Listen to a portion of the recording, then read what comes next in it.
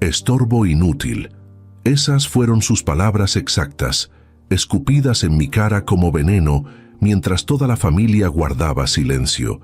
Mi propio hijo, Roberto, a quien entregué mi vida entera. Las palabras quedaron flotando en el comedor de esa casa que yo había pagado, frente a los nietos que yo había malcriado con amor. Respiré profundo y me quedé callado. A mis 58 años había aprendido que la dignidad vale más que cualquier grito. Me levanté lentamente de la mesa sin decir palabra. Recogí mi sombrero, ese viejo Stetson que me había acompañado desde que comencé mi negocio hace 3 décadas. Miré por última vez aquella mesa donde mi nuera Gabriela evitaba mi mirada, donde mis nietos bajaban la cabeza confundidos y donde Roberto, mi único hijo varón, seguía de pie con el rostro enrojecido de furia. Caminé hacia la puerta y la cerré suavemente tras de mí. El ruido de la ciudad de Monterrey me recibió como un abrazo frío. No derramé ni una lágrima mientras caminaba. Las guardo para cuando realmente las necesite, y ese momento aún no llegaba. Mi nombre es Eduardo Ramírez Vega, y durante 40 años construí una vida que cualquier mexicano envidiaría. Llegué desde Oaxaca con apenas unos pesos en el bolsillo y las manos callosas de trabajar en el campo. Comencé como ayudante en un taller mecánico. Luego compré mi propio taller. Después amplié a 3 más. Y eventualmente logré establecer una cadena de autopartes que se extendió por todo el norte de México. El dinero nunca me cambió. Seguí usando las mismas camisas sencillas, el mismo sombrero y comiendo los mismos frijoles con tortilla que me recordaban mis orígenes. La única diferencia es que ahora lo hacía en platos de porcelana fina, en una casa en la Colonia del Valle, una de las zonas más exclusivas de Monterrey. Me casé joven con Elena, una maestra de primaria que me dio 3 hijos, Roberto, Alejandra y Carmen. Elena falleció hace 5 años por complicaciones cardíacas. Fue el golpe más duro que la vida me dio. Desde entonces, la dinámica familiar comenzó a cambiar, lentamente al principio, como agua que comienza a hervir. Roberto siempre fue ambicioso. Lo envié a estudiar administración a Estados Unidos. Le monté un negocio de distribución automotriz. Le regalé su casa de bodas. Y cuando nació su primer hijo, le entregué un BMW último modelo. Todo quedó a mi nombre por cuestiones fiscales y administrativas. Es más fácil así, papá. Luego hacemos la transferencia cuando todo esté estable. Me dijo. Yo confié. Ese fue mi error. Mis hijas se casaron y se mudaron lejos. Carmen vive en Canadá y Alejandra en la Ciudad de México. Ambas me llaman regularmente, pero están ocupadas con sus propias vidas. Después de que Elena murió, comenzó mi soledad. Decidí mudarme a un departamento más pequeño y cómodo, dejando la casa familiar para Roberto y su esposa. Pensé que podría estar más cerca de mis nietos. Papá, ¿no crees que ya es hora de que nos dejes administrar completamente el negocio?, me preguntó Roberto un día, mientras revisábamos los estados financieros de la empresa. Tienes casi 60 años. Deberías estar descansando, viajando, disfrutando de la vida. Hijo, apenas tengo 58, no estoy inválido, respondí con una sonrisa. Además, el negocio es mi vida, me mantiene activo. Noté una sombra de irritación en su rostro, pero no le di importancia. En los meses siguientes, Roberto comenzó a tomar decisiones sin consultarme. Contrató personal nuevo, cambió proveedores, incluso intentó modificar la marca que con tanto esfuerzo había construido. Cuando le pedí explicaciones, me respondió con evasivas: «Son estrategias modernas, papá. El mercado ha cambiado. Tú ya no entiendes cómo funcionan los negocios ahora». Las cenas familiares de los domingos comenzaron a tornarse tensas. Roberto y Gabriela intercambiaban miradas cuando yo hablaba. Mis nietos, Mateo de 12 años y Sofía de 8, cada vez pasaban menos tiempo conmigo, siempre ocupados con sus tablets o con actividades extracurriculares. Una tarde, revisando documentación en la oficina principal, descubrí transferencias sospechosas a cuentas que no reconocía. Llamé a mi contador de confianza, Héctor, quien llevaba mis finanzas desde hace 2 décadas.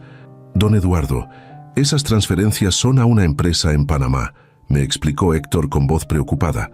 «No tengo registro de operaciones con ellos».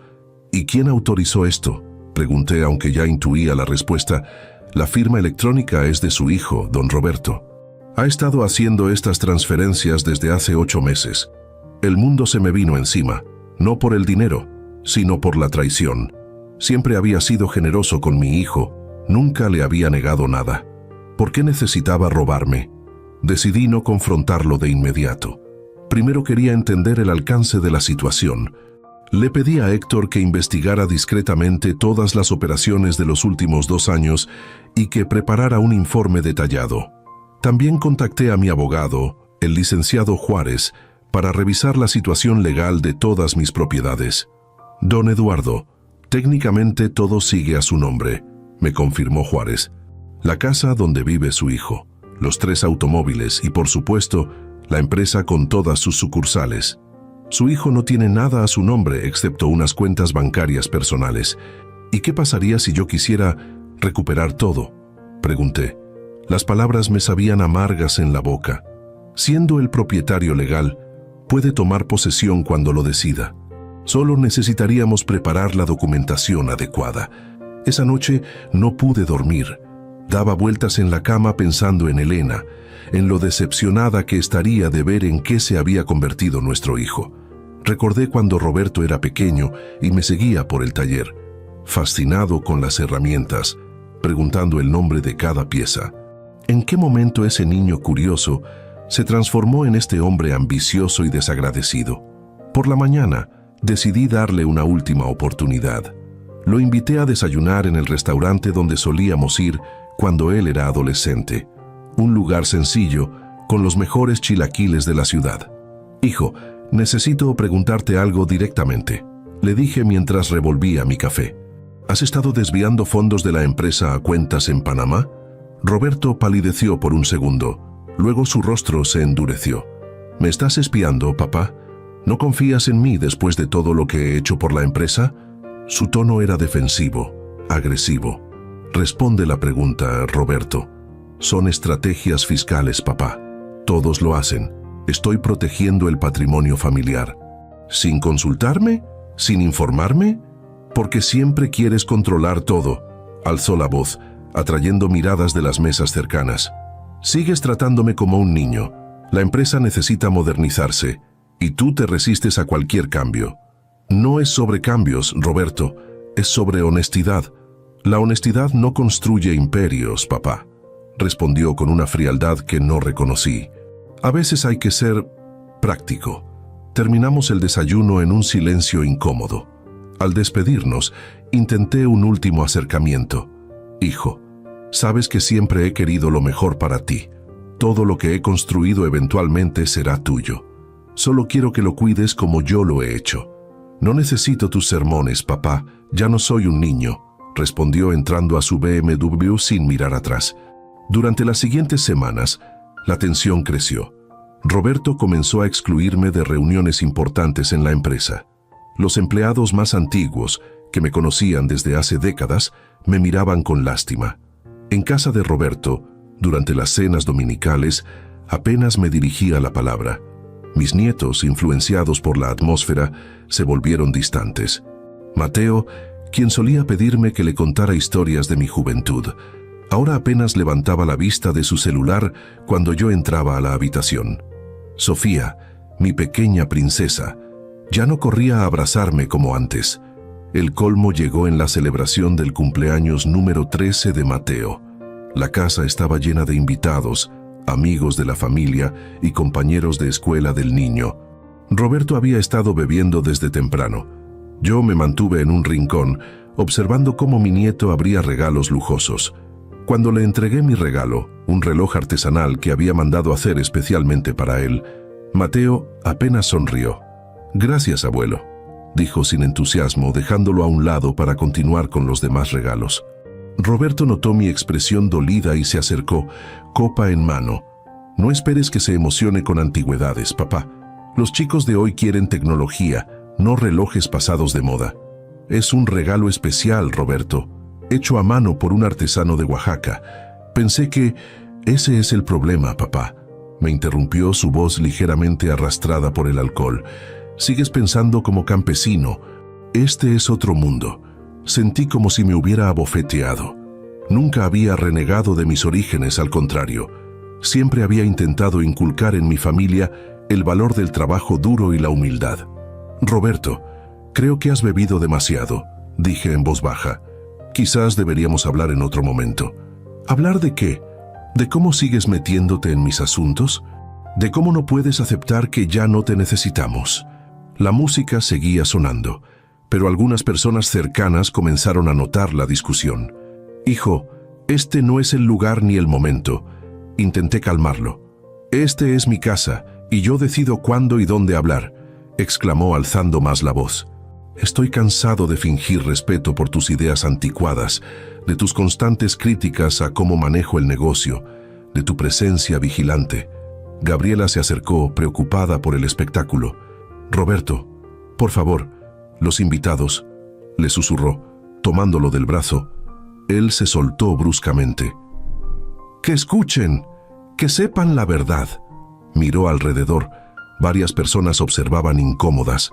«Mi padre piensa que todavía controla todo, pero es solo un viejo que no acepta que su tiempo ya pasó». «Roberto, basta», dije firmemente. «No, papá, basta tú», me señaló con el dedo, su rostro completamente transformado por la ira. «Eres un estorbo inútil, ya no te queremos aquí, ¿entiendes? Ni en esta casa, ni en la empresa». El silencio cayó como una losa. Vi a mis nietos mirando con ojos muy abiertos. Vi a Gabriela cubriéndose la boca. Vi a los invitados, amigos de años, bajando la mirada avergonzados. Y entonces tomé mi decisión. Esa noche, después de salir de la casa, conduje hasta mi departamento en completa calma. Llamé a Héctor y al licenciado Juárez pidiéndoles que me vieran a primera hora del día siguiente. «Quiero todos los documentos listos para mañana», les dije. «Voy a tomar medidas inmediatas». «¿Está seguro, don Eduardo?», preguntó Juárez. «Quizás con un tiempo para calmarse». «Estoy más seguro que nunca, licenciado. Hay lecciones que solo se aprenden de la manera difícil». Esa noche, sentado en mi balcón viendo las luces de Monterrey, pensé en mi vida, en el niño de Oaxaca que llegó sin nada y lo construyó todo, en Elena, quien me apoyó en cada paso del camino, en las noches sin dormir trabajando, en los sacrificios, en las manos callosas que ahora mis hijos despreciaban. «El respeto no se hereda», me decía mi padre, «se gana y se mantiene». Roberto había olvidado esa lección. Quizás era hora de que la aprendiera. A la mañana siguiente, me presenté en las oficinas principales de mi empresa. Vestía mi mejor traje, algo que raramente hacía. Los empleados me miraron sorprendidos cuando entré directamente a la sala de juntas, donde Roberto estaba en medio de una reunión con los gerentes. «Papá, estamos en una reunión importante», dijo, visiblemente molesto por la interrupción. «Lo sé. Y es precisamente donde debo estar, considerando que soy el dueño de esta compañía», respondí con tranquilidad. Roberto me miró confundido mientras yo tomaba asiento a la cabecera de la mesa, su lugar habitual. «Señoras, señores, buenos días», saludé a todos los presentes. «Lamento interrumpir, pero ha habido algunos cambios que deben conocer inmediatamente». El licenciado Juárez entró con un maletín y se paró junto a mí. «¿Qué significa esto, papá?», preguntó Roberto, su voz traicionando nerviosismo. «Significa que estoy retomando el control total de mi empresa», respondí, con efecto inmediato. Juárez comenzó a distribuir documentos mientras yo continuaba. «Como todos saben, legalmente soy el único propietario de Autopartes Ramírez y todas sus subsidiarias. A partir de hoy, todas las decisiones importantes pasarán nuevamente por mi aprobación». Roberto se puso de pie, su rostro enrojeciendo. «No puedes hacer esto. Tenemos contratos, compromisos que revisaré uno por uno», lo interrumpí. «Especialmente aquellos relacionados con ciertas transferencias a Panamá». El rostro de mi hijo perdió todo color. Los demás gerentes intercambiaron miradas inquietas. «Les pido a todos que nos dejen solos un momento», dije al resto del equipo. «Por favor, regresen en una hora para continuar la reunión». Cuando todos salieron, Roberto explotó. «Es mi empresa tanto como tuya. He trabajado aquí toda mi vida.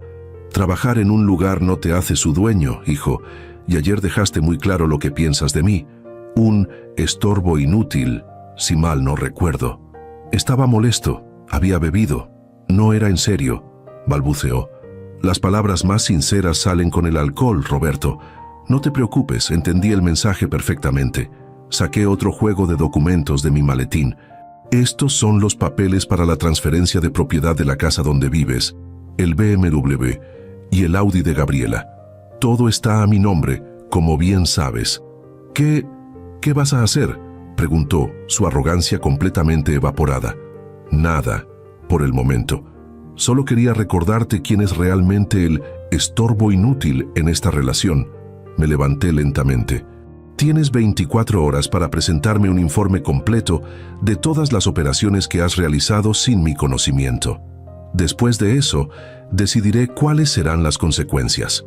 Mientras caminaba hacia la puerta, Roberto me llamó. «Papá, por favor, no puedes hacerme esto».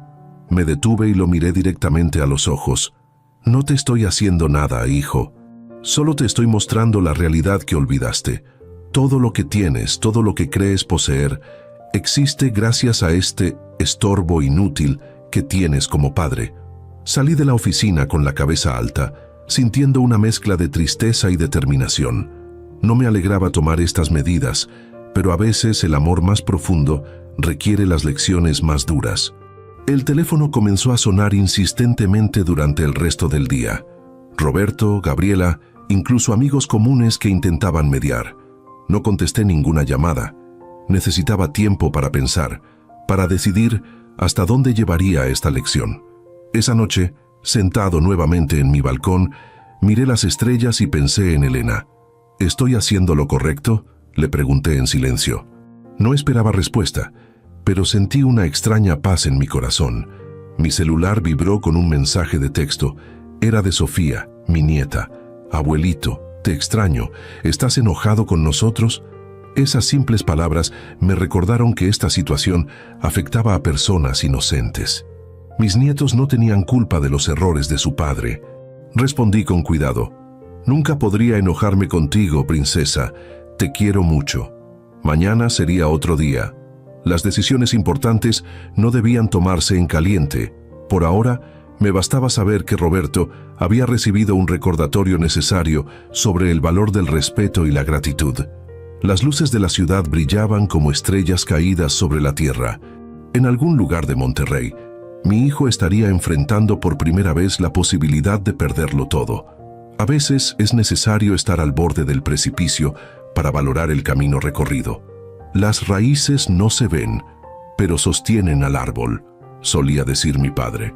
Era hora de que Roberto recordara sus raíces, antes de que el árbol entero se viniera abajo. La mañana siguiente, amaneció con un cielo despejado sobre Monterrey.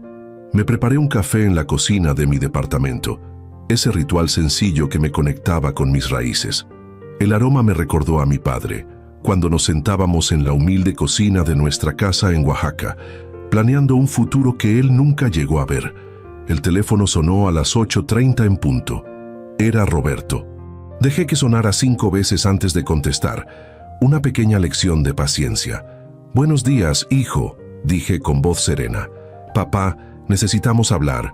Su voz sonaba diferente. El tono arrogante había desaparecido. «Por favor, te escucho. No por teléfono. ¿Podemos vernos en tu departamento? Estaré ahí en media hora».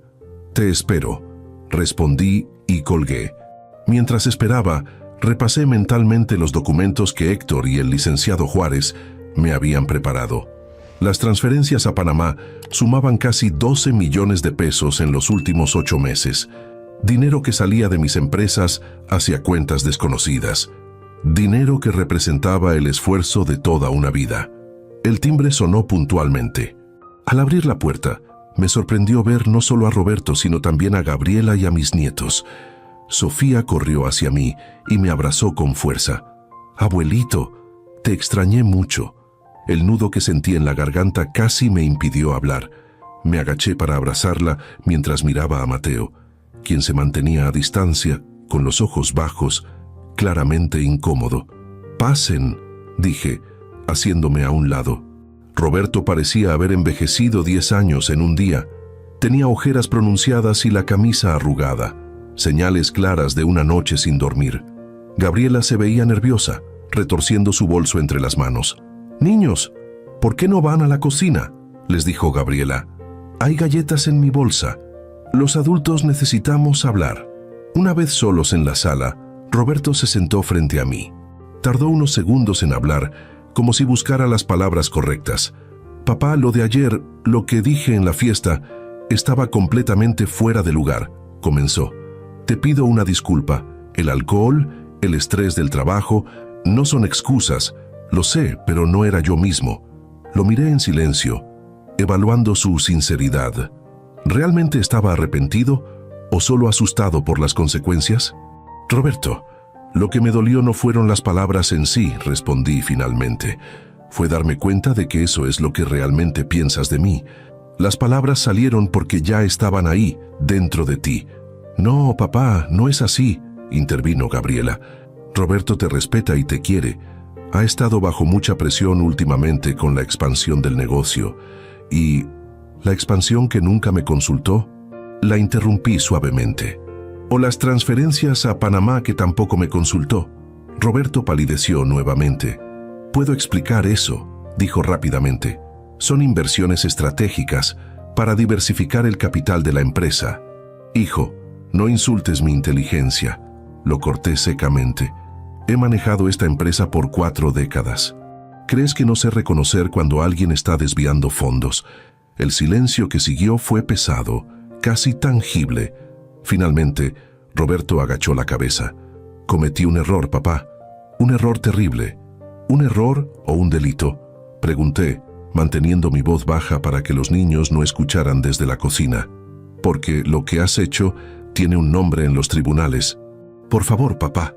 Gabriela se inclinó hacia adelante, su voz temblorosa. «Piensa en los niños, en la familia, en el escándalo». «Debieron pensar en eso antes», respondí, pero sin dureza. «La familia se construye sobre respeto y confianza, no sobre engaños». Roberto levantó la mirada y por primera vez vi algo que parecía sinceridad en sus ojos. «Tienes razón, papá. Me dejé llevar por la ambición, por querer más, siempre más. Pensé que estaba protegiendo nuestro futuro, el de los niños. ¿Robándome a mí? ¿A tu propio padre?». «No lo veía así», confesó. «Lo justifiqué como adelantar mi herencia, como tomar lo que eventualmente sería mío. Estaba equivocado, terriblemente equivocado». Me levanté y caminé hacia la ventana. Desde allí podía ver parte de la ciudad que me había acogido hacía tantos años. Monterrey, con sus montañas imponentes y su gente trabajadora. Ciudad de oportunidades para quien está dispuesto a ganárselas honestamente. «Roberto, ¿sabes por qué nunca cambié la titularidad de las propiedades a tu nombre?», pregunté sin voltear. «Dijiste que por cuestiones fiscales». «Esa fue la excusa que aceptaste fácilmente», respondí. «La verdad es que siempre tuve un presentimiento. Tu madre lo llamaba intuición de viejo.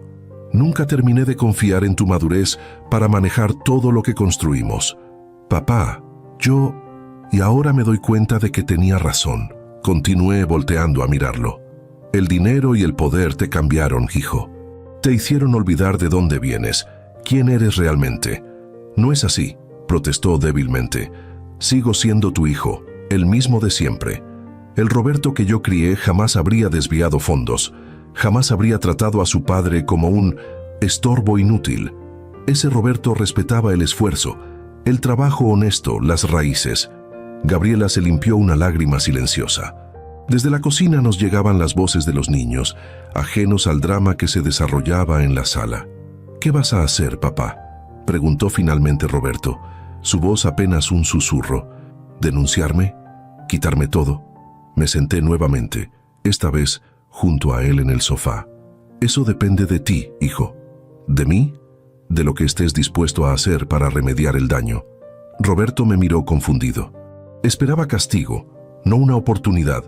«Haré lo que sea necesario», dijo con firmeza. «Lo que sea».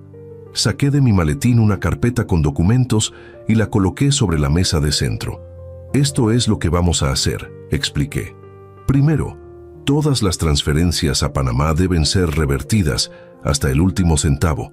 Segundo, dejarás la dirección general de la empresa temporalmente, hasta que demostremos que no hubo delitos fiscales.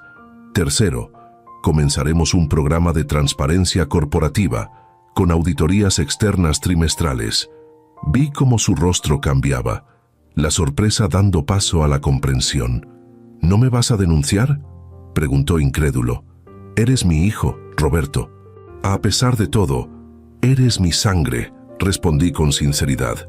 No busco tu destrucción, sino tu redención, pero tiene que ser real, no solo palabras de miedo o arrepentimiento temporal. Gabriela sollozó abiertamente, tomando mis manos entre las suyas. Gracias, Eduardo. Te prometo que esto será un nuevo comienzo para todos.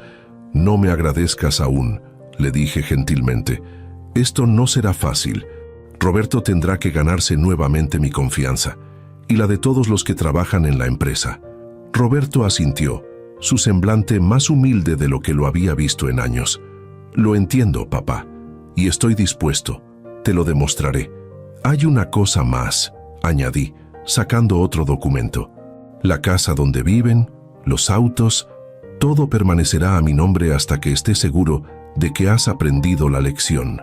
Vi un destello de la vieja arrogancia queriendo surgir en sus ojos, pero lo suprimió rápidamente. Como tú digas, papá, y tendrás que disculparte públicamente con los empleados de la empresa. Muchos de ellos me conocen desde hace décadas y presenciaron cómo me trataste ayer. Eso pareció dolerle más que cualquier otra condición, pero asintió nuevamente. Lo haré. En ese momento, Sofía y Mateo regresaron a la sala. Mi nieta se acercó y me miró con sus grandes ojos cafés, tan parecidos a los de Elena. Abuelito, ¿vas a venir a casa con nosotros? Te extrañamos. Mi corazón se encogió. Los niños, siempre los niños, los verdaderos inocentes en todas las guerras adultas. Pronto, princesa, le prometí, acariciando su cabello. Muy pronto. Mateo se mantuvo alejado, pero me miraba con una expresión diferente, como evaluándome. Finalmente se acercó. Abuelo, ¿puedo ver el reloj que me regalaste?, preguntó tímidamente. Lo dejé en casa. No lo aprecié como debía. Era un pequeño paso, pero significativo. Sonreí levemente. Claro que sí, Mateo. Te mostraré cómo funciona y la historia detrás de cada pieza. Las siguientes semanas fueron intensas. Roberto cumplió su palabra y comenzó a revertir las transferencias sospechosas. No fue sencillo. Había complicaciones legales y fiscales que resolver. El licenciado Juárez trabajó horas extras para asegurar que todo se hiciera correctamente, sin alertar a las autoridades tributarias. La empresa entró en un período de reestructuración. Nombré a Héctor como director interino mientras Roberto pasaba a un puesto de menor responsabilidad, desde donde podría aprender nuevamente el negocio, esta vez con humildad. La disculpa pública no fue fácil para él. Reunimos a todos los empleados en el patio central de la empresa. Roberto, visiblemente nervioso, se paró frente a todos. Quiero pedirles disculpas por mi comportamiento reciente, comenzó, su voz inicialmente vacilante. Especialmente por cómo traté a mi padre, don Eduardo, fundador y alma de esta empresa. Mis acciones fueron irrespetuosas y completamente injustificadas. Vi rostros sorprendidos entre los trabajadores más antiguos, aquellos que me habían visto construir el negocio desde los cimientos. Don Eduardo me ha dado una segunda oportunidad que no merezco, continuó Roberto, su voz ganando firmeza. Y espero que todos ustedes también puedan perdonar mis errores. Prometo trabajar duro para ganarme nuevamente su respeto. Después de la reunión, Domingo, uno de mis primeros empleados, ahora jefe de taller, se me acercó. Don Eduardo, me alegra verlo de regreso al mando, dijo estrechando mi mano con fuerza. Las cosas no han sido lo mismo sin usted. Gracias, Domingo, pero no es un regreso permanente, le expliqué. Solo hasta que Roberto esté listo para asumir correctamente las responsabilidades. Con todo respeto, patrón, me dijo bajando la voz, no todos aquí confían en que su hijo haya cambiado realmente. Muchos piensan que solo está actuando por miedo a perderlo todo. Sus palabras me inquietaron, pero no me sorprendieron. La confianza, una vez rota, es difícil de reconstruir. El tiempo dirá, Domingo, respondí. El tiempo y las acciones, no las palabras. En casa, la situación también cambió. Comencé a visitar nuevamente a mis nietos, pero me mantuve viviendo en mi departamento. Necesitaba ese espacio, esa independencia que me permitía pensar claramente, sin presiones familiares. Sofía estaba feliz con mi presencia. Mateo, más reservado al principio, comenzó a abrirse gradualmente. Una tarde, mientras le explicaba el mecanismo del reloj que le había regalado, me sorprendió con una pregunta. Abuelo, ¿por qué papá hizo esas cosas malas? Me quedé momentáneamente sin palabras. ¿Cómo explicarle a un adolescente las complejidades de la ambición y la debilidad humana? A veces, Mateo, las personas olvidan lo que realmente importa, respondí finalmente. Tu papá ha trabajado muy duro, pero en algún momento comenzó a valorar más el dinero y el poder que las personas y los principios. ¿Como cuando me enojé porque Diego tenía un celular mejor que el mío? Preguntó sorprendiéndome con su analogía. Exactamente así, pero a una escala mayor, sonreí. Y así como tú aprendiste que la amistad con Diego vale más que cualquier celular, tu papá está aprendiendo que el respeto y la honestidad valen más que cualquier cantidad de dinero. Mateo asintió, procesando mis palabras. ¿Lo perdonarás? Ya lo estoy perdonando, hijo, dije sinceramente. Pero perdonar no significa olvidar la lección o evitar las consecuencias. Roberto y Gabriela también mostraban cambios. Mi hijo pasaba menos tiempo en fiestas y eventos sociales, y más tiempo en casa y en el trabajo básico de la empresa. Gabriela, por su parte, había reducido considerablemente sus gastos en lujos, algo que siempre había sido motivo de discusión entre nosotros. Una tarde, mientras revisaba documentos en mi oficina de la empresa, Roberto tocó a mi puerta. «Papá, ¿puedo hablar contigo un momento?» «Adelante». Le indiqué una silla frente a mi escritorio. Se sentó, visiblemente nervioso, y colocó una carpeta sobre la mesa. «Quiero mostrarte algo», dijo abriendo la carpeta. «He estado trabajando en un proyecto personal estos últimos días». Revisé los documentos con curiosidad. Eran planos y proyecciones para una pequeña fábrica de autopartes en Oaxaca, en la región donde nací. «¿Qué es esto?», pregunté, genuinamente intrigado. «Siempre hablas de tus raíces, de cómo saliste de Oaxaca para buscar oportunidades», explicó su voz ganando entusiasmo. «Pensé que podríamos devolver algo, crear empleos allá, oportunidades para jóvenes que, como tú entonces, no deberían tener que dejar su tierra para prosperar». Me quedé sin palabras por un momento. De todas las cosas que esperaba, esto era lo último que hubiera imaginado. ¿Es una estrategia para impresionarme, Roberto?, pregunté directamente. «No te mentiré, papá», respondió, sorprendiéndome con su honestidad. Al principio, cuando empecé a pensar en esto, sí lo era. Quería demostrarte que podía pensar más allá del dinero, pero mientras investigaba, mientras hablaba con gente de allá, su voz se quebró ligeramente. Me di cuenta de que nunca había entendido realmente de dónde venimos. Lo duro que fue para ti salir adelante. Visité el pueblo, papá. Fui a la casa donde naciste. Eso sí me impactó. Roberto jamás había mostrado interés en conocer mis orígenes. ¿Fuiste a Oaxaca? ¿Cuándo? La semana pasada. Le pedí a Héctor que me cubriera un par de días, confesó. Necesitaba entender, papá. Necesitaba ver con mis propios ojos lo que siempre me has contado. Sentí una mezcla de emociones, sorpresa, orgullo, escepticismo, esperanza. ¿Y qué encontraste allá?, pregunté genuinamente curioso. Encontré humildad, trabajo duro, dignidad. Sus ojos brillaban con una emoción que no le había visto en años. Vi a jóvenes brillantes que no tienen oportunidades, familias enteras que dependen de las remesas de los que, como tú, tuvieron que irse. Hizo una pausa, como buscando las palabras exactas. Sobre todo, papá, creo que encontré algo de mí mismo que había perdido, algo de ti que llevo dentro, pero que había olvidado. Lo miré en silencio, evaluando su sinceridad. No era ingenuo. Sabía que Roberto era hábil con las palabras cuando quería algo. Pero había algo diferente esta vez. algo en sus ojos que me recordaba al niño entusiasta que fue alguna vez. Este proyecto no es viable económicamente, al menos no en el corto plazo, señalé revisando los números en las proyecciones. Lo sé, admitió. No se trata de rentabilidad inmediata. Es una inversión a largo plazo, en personas, en una comunidad, en nuestras raíces. ¡Qué curioso!, dije, mirándolo fijamente. Hace apenas un mes, me decías que la honestidad no construye imperios y que había que ser práctico. Roberto bajó la mirada, avergonzado. He aprendido mucho en estas semanas, papá. Sobre todo, he aprendido que los verdaderos imperios se construyen sobre principios sólidos, no sobre arena. Volví a revisar los documentos, esta vez con más atención. El proyecto, aunque no era inmediatamente rentable, estaba bien pensado. Había consideraciones sociales, ambientales, educativas. Necesitará modificaciones, dije finalmente, y tendremos que buscar socios locales, gente de confianza en Oaxaca. Roberto me miró, sus ojos abriéndose con sorpresa. Eso significa que lo consideraré seriamente, respondí sin comprometerme del todo. Es una buena idea, pero necesita trabajo.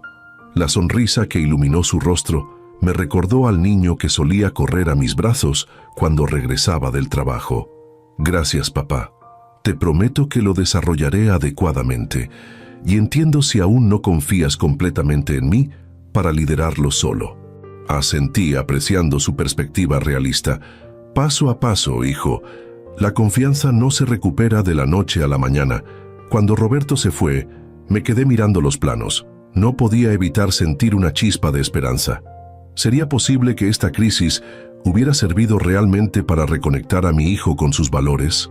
¿O era solo otra estrategia, más sofisticada pero igualmente falsa? Esa noche, en mi departamento, recibí una llamada inesperada. Era Carmen, mi hija menor, desde Canadá. «Papá, ¿estás bien?». Su voz sonaba preocupada. «Alejandra me contó lo que pasó con Roberto. Estoy indignada». «Estoy bien, hija», la tranquilicé. «Las cosas están evolucionando. Deberías denunciarlo, papá». Su tono era firme. «Lo que hizo es un delito. Si cualquier otro empleado hubiera desviado fondos, estaría en la cárcel. Es tu hermano, Carmen.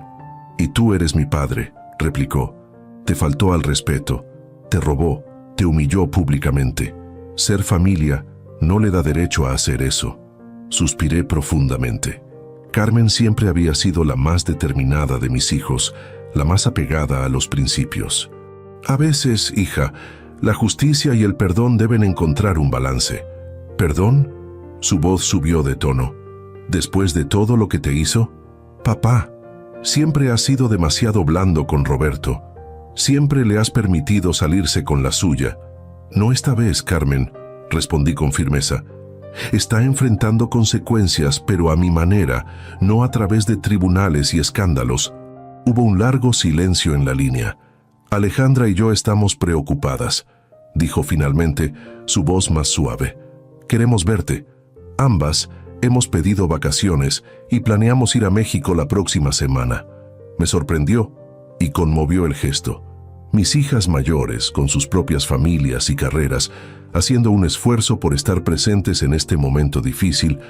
«Nada me haría más feliz que verlas, hijas», respondí con sinceridad, «pero no quiero que vengan con actitud de guerra contra su hermano». «No prometemos nada», dijo Carmen, y pude imaginar su sonrisa determinada al otro lado de la línea. «Te queremos, papá. Nos vemos pronto». Al colgar, sentí una mezcla de anticipación y preocupación. Mis 3 hijos reunidos después de tanto tiempo, en medio de esta crisis familiar. ¿Sería una oportunidad para sanar o solo profundizaría las heridas? Los días siguientes transcurrieron con relativa calma. Roberto continuaba su trabajo en un perfil más bajo dentro de la empresa.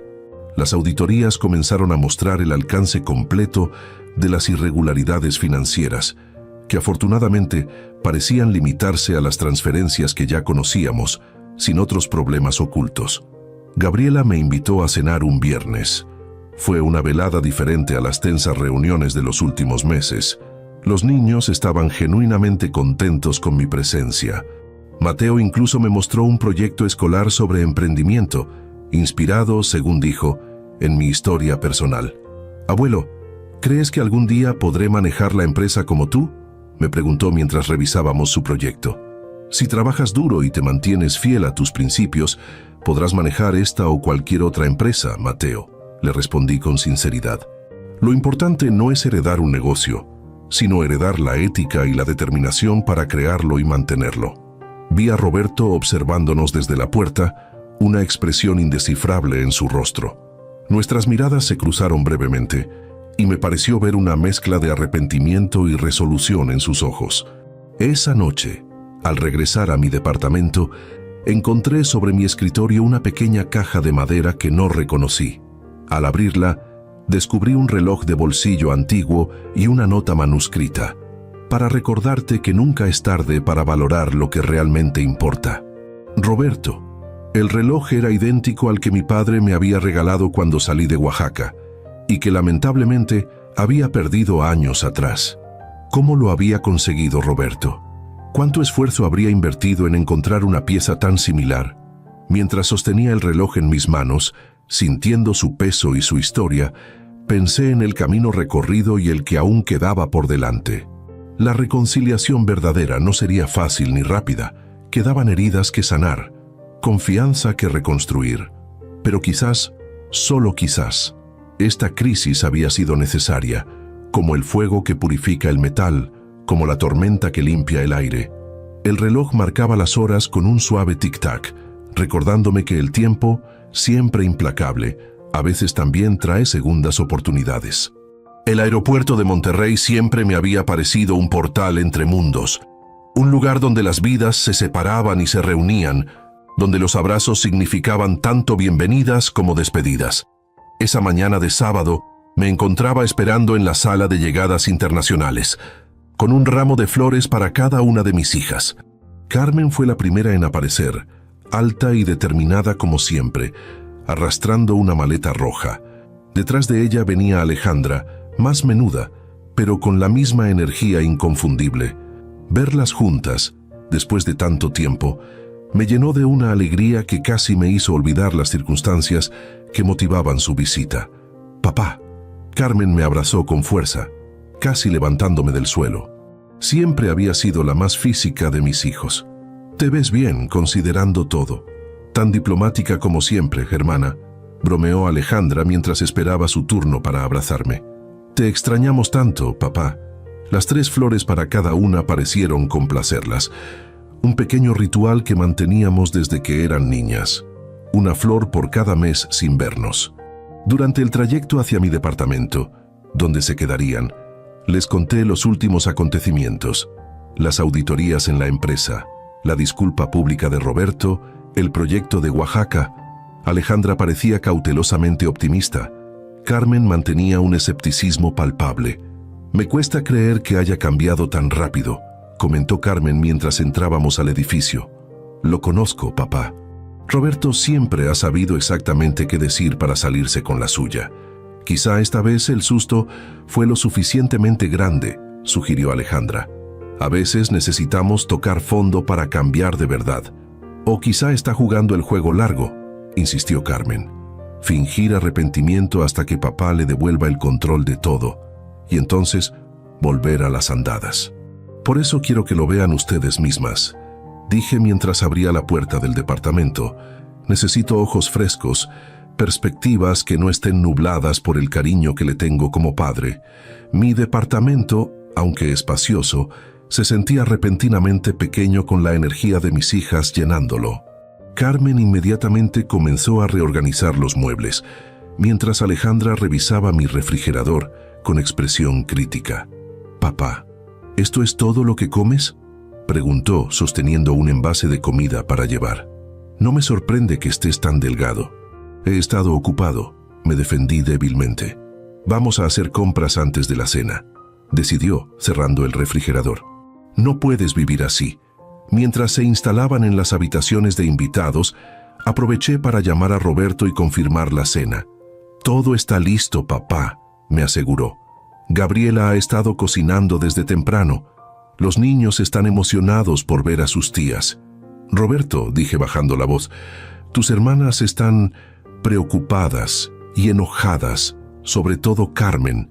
Lo imagino, respondió con un suspiro. No las culpo. En su lugar yo también estaría furioso. Solo te pido que mantengas la calma si las cosas se ponen tensas. Lo haré, papá, lo prometo. A las 7 en punto, nos dirigimos a casa de Roberto.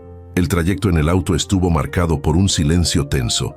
Carmen miraba por la ventana, su rostro una máscara de determinación. Alejandra repasaba mentalmente lo que diría, siempre la mediadora de la familia. Recuerden, dije mientras estacionaba frente a la casa, estamos aquí para dialogar, no para juzgar o condenar. Haré mi mejor esfuerzo, prometió Carmen, aunque su tono sugería lo contrario.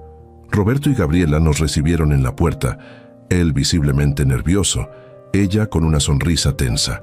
Los niños aparecieron inmediatamente, emocionados de ver a sus tías después de tanto tiempo. «Tía Carmen, ¿me trajiste algo de Canadá?», preguntó Sofía, siempre directa. «Por supuesto, pequeña manipuladora», rió Carmen, su rostro suavizándose inmediatamente con los niños. «Tengo regalos para ambos». La cena comenzó con charla superficial. El clima en Canadá, los gemelos de Alejandra, anécdotas seguras que no tocaban los temas delicados que flotaban en el ambiente. Los niños, sintiendo la tensión, comieron rápidamente y pidieron permiso para retirarse. Una vez que los niños se retiraron, el ambiente cambió inmediatamente. Carmen fue la primera en romper la fachada. «Bueno, Roberto, ¿no tienes algo que decir?», preguntó directamente, dejando su cubierto sobre el plato. «Estamos todos aquí por una razón». Roberto respiró profundamente, como preparándose. «Carmen, Alejandra, quiero pedirles disculpas», comenzó su voz firme pero humilde.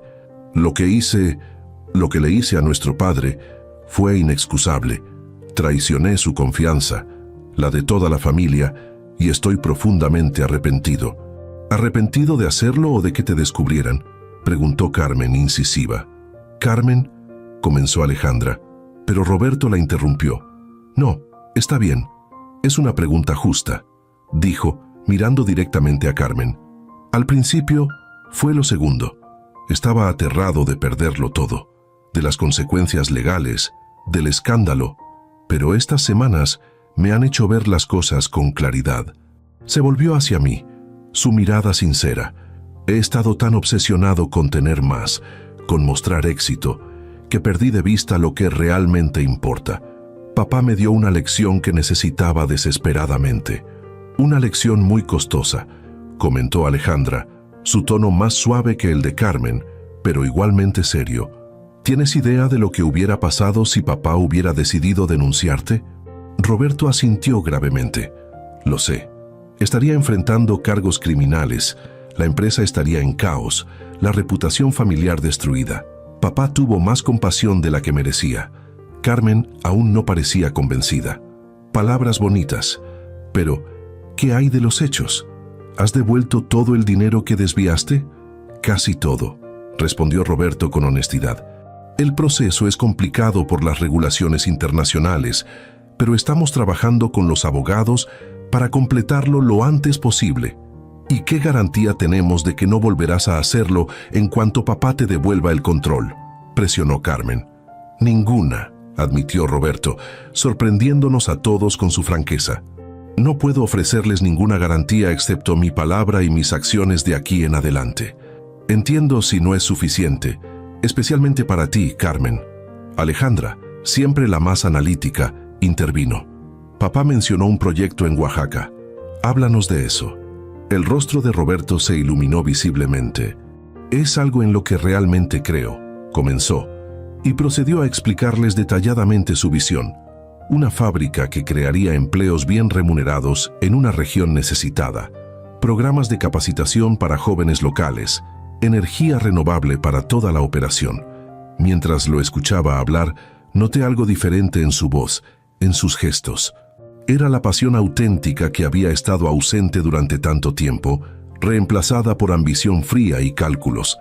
Esto se parecía más al Roberto que yo recordaba de años atrás, antes de que el éxito lo cambiara. «Suena impresionante», concedió Alejandra, ¿pero es viable financieramente? No en términos convencionales, admitió Roberto. No veremos ganancias significativas por varios años, pero ese no es el punto principal. Es sobre retribuir, sobre recordar de dónde venimos. La cena continuó con un tono más constructivo.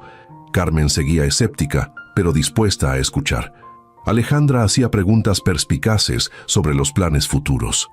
Yo observaba el intercambio, sorprendido por la madurez con que Roberto manejaba incluso las preguntas más difíciles. Después del postre, Gabriela sugirió que tomáramos el café en la terraza. La noche era agradable, con una ligera brisa que traía el aroma de los jazmines del jardín. ¿Recuerdan cuando mamá insistía en que tomáramos el café en el patio?, comentó Alejandra con nostalgia. Decía que las conversaciones importantes debían tener aire fresco. Helena siempre tuvo razón en esas cosas, dije, sintiendo el familiar nudo en la garganta que aparecía cada vez que hablábamos de ella. Sabía que el aire libre aclara tanto los pulmones como las ideas. Por un momento, todos guardamos silencio, unidos en el recuerdo de la mujer que había sido el corazón de nuestra familia. Ella estaría muy decepcionada de mí, dijo Roberto finalmente, su voz apenas audible. De lo que hice, de cómo traté a papá. Sí, lo estaría, confirmó Carmen, siempre directa. Pero también creería en la posibilidad de redención. Mamá siempre vio lo mejor en todos nosotros, incluso cuando nosotros no podíamos verlo. En un momento, Roberto y yo nos quedamos solos en la terraza, mientras las mujeres entraban a revisar a los niños. Gracias, papá, dijo simplemente, por darme esta oportunidad, por no destruirme cuando pudiste hacerlo. No busco tu destrucción, hijo. Nunca lo hice, respondí sinceramente. Lo sé ahora, asintió, pero necesito que sepas algo. Incluso si decidieras nunca devolverme el control completo de la empresa o transferir las propiedades a mi nombre, seguiría agradecido. Esta lección me salvó de mí mismo. Lo miré a los ojos, buscando cualquier señal de manipulación o falsedad. No encontré ninguna. Paso a paso, Roberto. Repetí las palabras que le había dicho semanas atrás. Vamos por buen camino. Más tarde, mientras conducía de regreso a mi departamento con mis hijas, pude sentir que algo había cambiado.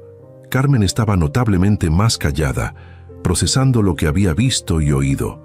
Alejandra parecía cautelosamente optimista. ¿Qué piensan?, pregunté finalmente cuando estábamos casi llegando. Parece sincero, admitió Alejandra. El proyecto de Oaxaca, eso no es algo que el viejo Roberto hubiera considerado ni en 1.000.000 de años. Ha ensayado bien, dijo Carmen, aunque su tono había perdido parte de su filo. Pero vi algo en sus ojos cuando hablaba de Oaxaca, algo que me recordó al hermano que conocía antes de que se volviera tan ambicioso. Las siguientes 2 semanas con mis hijas en la ciudad fueron un bálsamo para mi espíritu. Visitamos lugares juntos, comimos en nuestros restaurantes favoritos y pasamos tiempo de calidad con los nietos. Carmen incluso accedió a algunas reuniones a solas con Roberto, un signo de progreso que no esperaba tan pronto.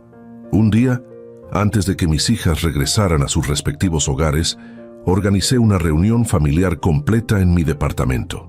Con todos presentes, compartí una decisión importante que había tomado. He decidido crear un fideicomiso familiar, expliqué con calma. La empresa, las propiedades y otros activos importantes serán administrados por un consejo familiar, con reglas claras y transparentes. Roberto podrá volver gradualmente a posiciones de mayor responsabilidad, pero con supervisión y contrapesos adecuados. Este no es un castigo, aclaré mirando directamente a Roberto. Es una protección. Para ti, para tus hermanas, para mis nietos, para asegurar que lo que construimos juntos perdure. Roberto asintió lentamente, procesando la información. ¿Tendré voz en este consejo?, preguntó finalmente. Por supuesto, confirmé, igual que tus hermanas, pero ninguno tendrá control absoluto. Las decisiones importantes requerirán mayoría. Me parece justo, dijo, sorprendiéndonos nuevamente con su madurez. De hecho, es más de lo que merezco después de lo que hice. No se trata de merecer, hijo, respondí. Se trata de construir un futuro donde todos tengamos un lugar. Esa noche, después de que todos se hubieran marchado, mis hijas y yo compartimos una última copa de vino en el balcón. ¿Crees que funcionará?, preguntó Carmen, siempre la escéptica. Creo que le estamos dando la mejor oportunidad posible, respondí. El resto depende de Roberto. Has manejado esto con mucha sabiduría, papá, dijo Alejandra tomando mi mano. Firmeza y amor al mismo tiempo. Aprendí de la mejor, sonreí pensando en Elena. Su madre siempre supo encontrar ese balance. El cielo nocturno de Monterrey brillaba con miles de luces, como estrellas caídas sobre la tierra. En algún lugar de esa ciudad estaba mi hijo, quien me había llamado estorbo inútil apenas unas semanas atrás, y quien ahora parecía estar encontrando su camino de regreso a los valores que alguna vez le enseñamos. ¿Sabes qué es lo más curioso de todo esto?, comenté mientras terminaba mi copa. Que a veces necesitamos perderlo todo para valorar lo que realmente tenemos. El reloj de bolsillo en mi bolsillo marcaba el tiempo con su suave tic-tac, recordándome que cada segundo es una oportunidad, cada minuto una elección, cada hora un nuevo comienzo. Y a veces, incluso las palabras más dolorosas pueden convertirse en el catalizador de los cambios más necesarios. 6 meses han pasado desde aquella noche en que Roberto me llamó estorbo inútil. 6 meses de cambios, de reconstrucción, de aprendizajes profundos para toda nuestra familia.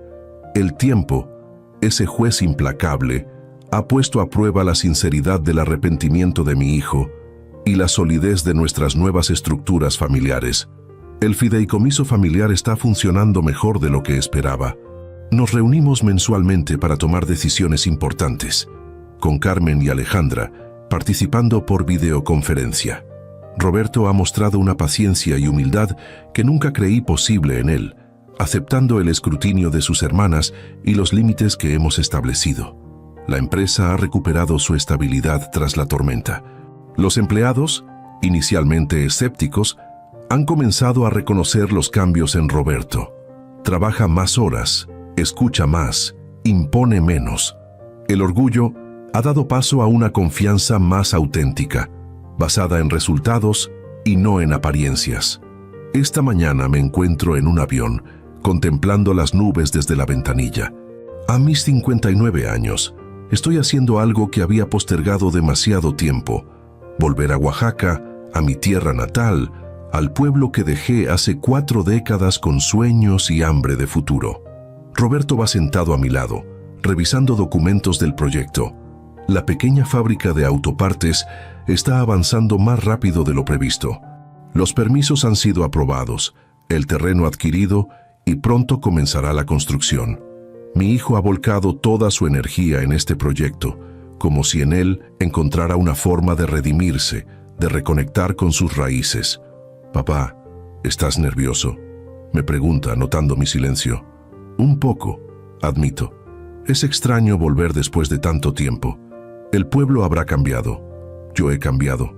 Las personas que conocí están emocionadas por verte», me asegura. Especialmente don Jacinto, dice que fueron amigos de infancia. Sonrío al escuchar ese nombre.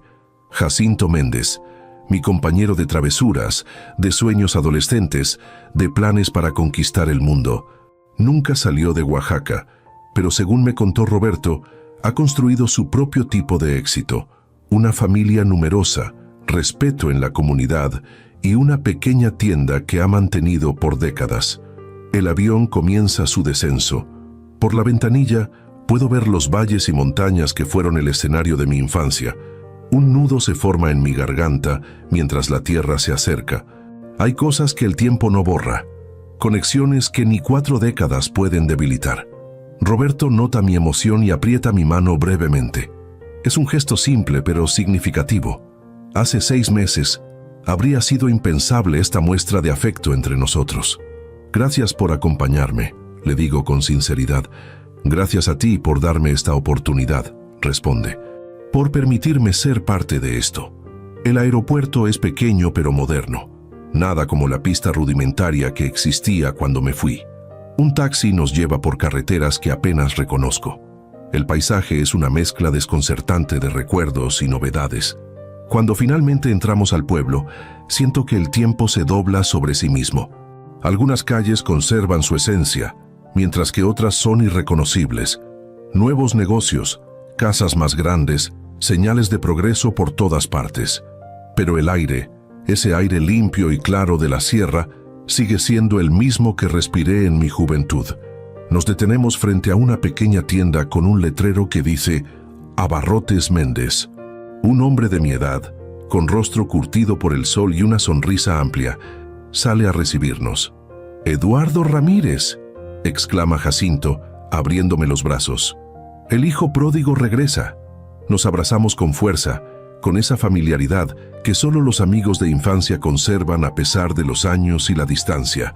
«Jacinto, viejo zorro», respondo, sintiendo una alegría genuina. «Sigues exactamente igual. Y tú sigues siendo un mentiroso de primera», ríe dándome palmadas en la espalda. «Mírame, estoy viejo y acabado, mientras tú pareces un señor de ciudad».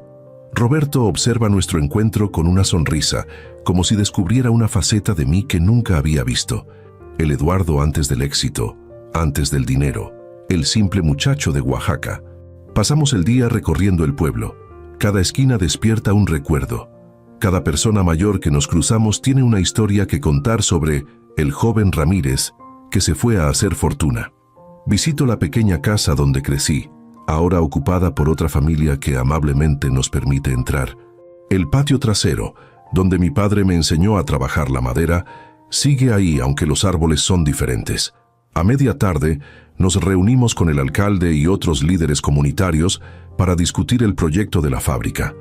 Roberto lidera la presentación con una pasión y claridad que me sorprenden. Habla de responsabilidad social, de desarrollo sostenible, de crear oportunidades para que los jóvenes no tengan que abandonar su tierra como yo lo hice. «No queremos imponer nada», explica mi hijo. «Queremos construir junto con la comunidad, que este proyecto sea tanto suyo como nuestro». Veo en los ojos de los presentes el mismo escepticismo inicial que yo sentí cuando Roberto me presentó la idea. Han visto demasiadas promesas incumplidas, demasiados empresarios que llegaron con grandes palabras y se fueron dejando solo decepciones. Mi padre me enseñó, continúa Roberto sorprendiéndome, que un negocio vale tanto como la palabra de quien lo dirige. Estamos aquí para escucharlos, para adaptar nuestros planes a las necesidades reales de la comunidad, no al revés. Para mi asombro, Roberto procede a detallar cómo ha modificado los planes originales basándose en conversaciones previas con líderes locales. Ha añadido un centro de capacitación técnica, ha ajustado los salarios propuestos para superar significativamente el promedio local e incluso ha diseñado un programa para que los trabajadores puedan eventualmente convertirse en accionistas minoritarios. Al final de la reunión, el escepticismo ha dado paso a un cauto optimismo. Incluso el alcalde, inicialmente el más reservado, estrecha la mano de Roberto con genuino entusiasmo. «Tu hijo es un negociador nato», me comenta Jacinto mientras caminamos de regreso a su casa, donde nos hospedaremos. «Tiene mucho de ti, aunque imagino que no siempre lo has visto así. Últimamente lo veo más claro, admito. A veces necesitamos distancia para reconocer lo que tenemos frente a nosotros». Esa noche, sentados en el pórtico de Jacinto, bajo un cielo estrellado como solo puede verse en lugares alejados de la contaminación lumínica de las grandes ciudades, Roberto me hace una pregunta inesperada. «Papá, ¿alguna vez te arrepentiste de irte?». Medito mi respuesta, mirando las estrellas que tanto observaba en mi juventud. «No de irme», respondo finalmente, «pero sí de alejarme tanto que casi olvidé de dónde venía, de criar a mis hijos tan lejos de estas raíces que casi las perdieron». Roberto asiente, comprensivo. «No es demasiado tarde», dice en voz baja. «Para Mateo y Sofía, para los hijos de Alejandra, incluso para mí. Nunca es demasiado tarde para recordar quiénes somos realmente». Confirmo, sintiendo una paz que hacía tiempo no experimentaba. Los siguientes días son un torbellino de actividades. Visitamos el terreno donde se construirá la fábrica, nos reunimos con potenciales empleados, ajustamos planes basándonos en la retroalimentación local. Roberto trabaja incansablemente, mostrando una dedicación que me recuerda a mí mismo cuando comencé. Una tarde, mientras supervisamos las mediciones del terreno, recibo una llamada de Héctor. «Don Eduardo, tengo noticias importantes», dice mi contador de confianza. «La auditoría final ha sido completada, no hay más irregularidades, y las transferencias a Panamá han sido completamente revertidas». Miro a Roberto, quien trabaja a unos metros de distancia, conversando animadamente con un grupo de jóvenes locales sobre oportunidades de empleo. «Gracias, Héctor», respondo. «Es una excelente noticia». Esa noche, durante la cena en casa de Jacinto, le comento a Roberto sobre la llamada. «Las auditorías están completas. Todo está en orden». Él asiente sin mostrar sorpresa. «Lo sé, Héctor me informó también», responde. «Pero hay algo más que debes saber». Roberto saca unos documentos de su maletín y los coloca sobre la mesa. «Son los papeles de una fundación que he establecido», explica. «El 10% de mis ingresos futuros, de por vida, irán a proyectos educativos aquí en Oaxaca». Lo miro, buscando entender completamente. «No es una estrategia, papá», aclara, leyendo mi expresión. «Es un compromiso, uno que mantendré incluso cuando todo vuelva a la normalidad, incluso cuando las propiedades estén a mi nombre». Es la primera vez en meses que hace referencia a la eventual transferencia de propiedades. Lo hace sin presión, como constatando un hecho futuro que acepta llegará cuando deba llegar. «Es un gesto noble», comento sinceramente. «Es más que un gesto», responde con firmeza. «Es un recordatorio permanente, para que nunca olvide esta lección, para que mis hijos la aprendan también». Nuestro último día en Oaxaca coincide con una pequeña ceremonia de colocación de la primera piedra para la fábrica. Es un acto simbólico, pero la comunidad lo ha convertido en una celebración. Hay música, comida tradicional, niños corriendo por todas partes. Me sorprende ver a Roberto interactuando tan naturalmente con la gente local. Habla con ancianos con el mismo respeto que muestra hacia los líderes empresariales en Monterrey. Juega brevemente fútbol con los niños e incluso se une a los músicos para intentar tocar un instrumento tradicional, provocando risas amistosas con sus errores. «Tu hijo ha cambiado», comenta Jacinto observándolo junto a mí. «No sé cómo era antes, pero puedo ver que ahora hay algo auténtico en él». «Ha sido un camino difícil», respondo. «Para ambos. Los caminos difíciles son los únicos que valen la pena, Eduardo», sonríe mi viejo amigo. «Tú y yo lo sabemos bien».